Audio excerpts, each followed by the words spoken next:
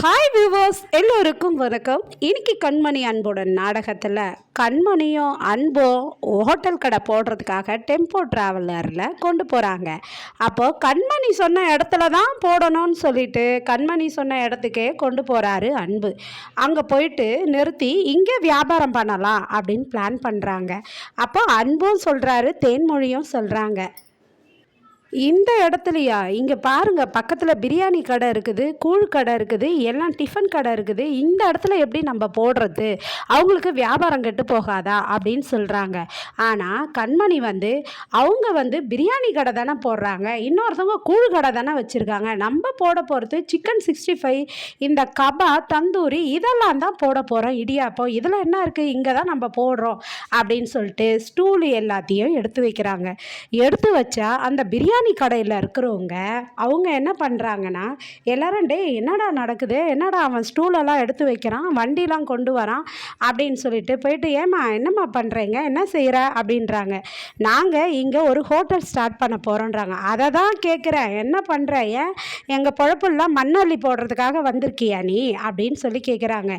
ஏங்க, நீங்கள் வச்சுருக்கிறது பிரியாணி கடை, நாங்கள் வைக்கிறது கபாவும் தந்தூரியும் சிக்கன் 65வும், உங்களுக்கு என்ன வந்தது, நாங்கள் இங்கே சேல்ஸ் பண்ணால் பண்ணுறோம் அப்படின்றாங்க. ஏம்மா நீங்கள் இப்படி நல்லா கலர்ஃபுல்லாக லைட்டு போட்டு நல்லா டிசைனாக ஒரு வண்டியை எடுத்துன்னு வந்து நிற்க வச்சு ஐஃபையாக பண்ணுவீங்க, அப்புறம் எப்படி எங்கள் கடைலாம் ஓடும், எங்கள் கடைக்கு வரவங்க எல்லாம் உங்கள் கடைக்கு வரமாட்டாங்களா அப்படின்னு சொல்லி கேட்குறாங்க. நாங்கள் இங்கே தாங்க போடுவோன்னு கண்மணி பிடிவாதமாக பேசுகிறாங்க. உடனே பொம்பளை நீ என்ன ரொம்ப ஓவராக பேசுகிற அப்படின்னு சொல்லிட்டு ஒருத்தர் அடிக்கிறதுக்காக வராருங்க கண்மணியை. உடனே கண்மணி அவர் கையை பிடிச்சி முறுக்கி ஒரு இது அமக்கலம் பண்ணுறாங்க. உடனே ஐயோ வலிக்குதேன்னு கத்துறாரு. அன்பும் தேன்மொழியும் வேண்டாம் கண்மணி விட்டு, நமக்கு பிரச்சனை வேண்டாம், நம்ம இந்த இடத்த விட்டு போயிடுவோம் அப்படின்னு சொல்கிறாரு அன்பு. அப்போ உடனே அந்த ஆளுங்க எல்லாம், ஏன்பா இந்த பொம்பளைக்கு நல்லா அறிவு வரா மாதிரி சொல்லுப்பா, முதல்ல இந்த இடத்த விட்டு கிளம்புங்க அப்படின்னு அனுப்பிச்சிடுறாங்க. அதுக்கப்புறம் வண்டியோட வீட்டுக்கு வராங்கங்க. திரும்பி வந்ததும் அவங்க ஹோட்டலில் ரெஸ்டாரண்ட்டில் ஏற்கனவே வேலை செஞ்ச ஷெப்புங்க எல்லாம் கிண்டல் பண்ணுறாங்க. அவங்க கோட்ரஸில், என்ன வண்டி போன கையோடு அப்படியே திரும்பி வருது, ஒன்றும் சேல்ஸ் ஆகலையா அப்படின்றாங்க. உடனே அன்பு சொல்கிறாரு, ஏங்க ஒருத்தவங்க மனசு கஷ்டமாக இருக்கும்போது இப்படியா பேசுவீங்க, உங்களால் உதவி பண்ண முடியலனாலும் பரவாயில்ல, நீங்கள் எதுவும் உபத்திரம் பண்ணாதீங்க, தொல்லை பண்ணாதீங்க, போங்க அப்படின்னு சொல்லிட்டு போயிடுறாரு. அதுக்கப்புறம் கண்மணியும் யோசிக்கிறாங்க, எங்கே இந்த கடையை போடலாம், வேறு இடம் இந்த கண்டிப்பாக இந்த பொருள் எல்லாத்தையும் இன்றைக்கே சேல்ஸ் பண்ணி ஆகணுமேனு அன்பு யோசிக்கிறாரு. அன்பு வண்டியை எடுக்கிறாருங்க. கண்மணி பேசாமல் சைலண்ட்டாக அவங்களும் ஏறி உக்காடுறாங்க. தேன்மொழியும் போகிறாங்க. ஸ்ட்ரெயிட்டாக கொண்டு போய் பீச்சில் நிறுத்துறாருங்க. பீச்சில் வண்டியை நிறுத்தின உடனே அப்படியே தேன்மொழியும் சொல்கிறாங்க, ஏன் கண்மணி நீயும் இந்த இடம் தானே நினச்ச, பாத்தியா, உன்னையும் அன்பையும் ஒன்றா சேர்த்து இந்த பீச்சுக்கு கொண்டு வந்திருக்குது, நீங்கள் 2 பேரும் பீச்சுக்கு வரணும்னு இருக்கு பாரு, சூப்பரான இடம் அன்பு சார், இந்த இடத்துல என்னை டெய்லியும் வேலை பார்க்க சொன்னால் நான் சலிக்காமல் பார்ப்பேன், ஏன்னா எனக்கு பீச் ரொம்ப பிடிக்கும் அப்படின்றாங்க தேன்மொழி. உடனே வெயிட் பண்ணுங்கன்னு சொல்லிட்டு கண்மணி போயிட்டு ஒரு தாத்தா கடை அங்கே பக்கத்தில் இருக்குது, அவர்கிட்ட போயிட்டு நான் கேட்டுட்டு வரேன், இங்கே கடை போடலாமான்னு அவர்கிட்ட கேட்டு வரேன்னு போகிறாங்க.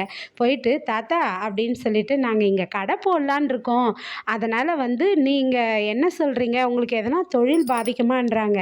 அவர் சொல்கிறாரு, எனக்கு தொழிலெல்லாம் பாதிக்காதுமா, நீங்கள் போட்டுக்கோங்க, உங்களை மாதிரி படித்த பிள்ளைங்க படித்ததெல்லாம் விட்டுட்டு இது மாதிரி கடை போட்டு பிழைக்கணும், நேர்மையாக வரணும்னு வரீங்க இல்லைம்மா, உங்களை நான் பாராட்டுறேம்மா, இந்த இடத்துலையே நீங்கள் கடை போடுங்கன்றாரு. உடனே தேங்காயெலாம் உடச்சி கடையை ஸ்டார்ட் பண்ணுறாங்க. ஸ்டார்ட் பண்ணும்போது நைட்டு ஆகுது. அப்போ அந்த தாத்தா சொல்கிறாரு, இப்படியே இருந்தீங்கன்னா ஜனங்க வரமாட்டாங்கம்மா, நீங்கள் கூவி கூப்பிட்டு தான் கொடுக்கணும் அப்படின்னு சொல்கிறாரு அந்த தாத்தா. உடனே போகிற வர அக்கா கிட்ட கண்மணி என்ன பண்ணுறாங்கன்னா, அக்கா நாங்கள் புதுசாக இன்றைக்கி தான் கடை திறந்தோம், நீங்கள் சாப்பிட்டு பாருங்கள் எங்கள் ரெசிபியெல்லாம், உங்களுக்கு பிடிச்சிருந்தா நீங்கள் எங்களுக்கு காசு கொடுங்க அப்படின்னு சொல்கிறாங்க கண்மணி. உடனே அவங்க வாங்கி சாப்பிட்றாங்கங்க.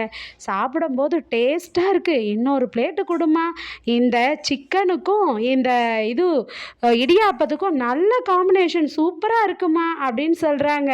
உடனே 4 பிளேட்டு 5 பிளேட்டுன்னு வாங்கி சாப்பிட்றாங்கங்க. ஜனங்களாக வராங்க, இதை பார்த்து சந்தோஷப்படுறாங்க கண்மணி. அப்புறம் இன்னைக்கு எவ்வளோ கலெக்ஷன் வந்ததோ எவ்வளோ அப்படின்னு சொல்லிட்டு தேன்மொழி எடுத்து இந்தா கண்மணின்னு தராங்க. அவங்க ஆசைக்கு ஏற்ற மாதிரி நிறைய கலெக்ஷன் வந்துருச்சுங்க.